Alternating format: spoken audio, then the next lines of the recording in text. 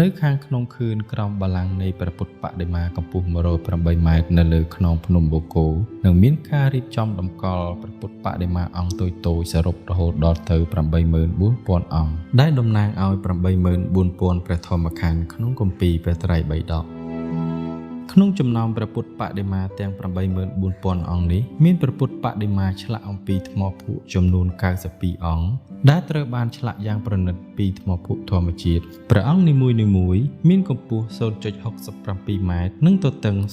0.55 ម៉ែត្រអ្វីដែលកាន់តែពិសេសនោះគឺព្រះពុទ្ធបដិមាឆ្លាក់អំពីថ្មភក់នឹងត្រូវបានរៀបចំតម្កល់ចំទីតាំងកណ្ដាលដ៏លេចធ្លោខណៈដែលព្រះពុទ្ធបដិមាអង្គតូចៗពណ៌មាសរាប់ម៉ឺនអង្គនឹងត្រូវរៀបចំតម្កល់អមជុំវិញ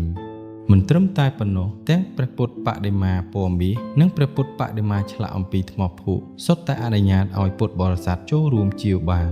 ជាពិសេសពុទ្ធបរិស័ទដែលបានចូលរួមអាចចរិកឈ្មោះផ្ទាល់ខ្លួនឈ្មោះអ្នកមានគុណ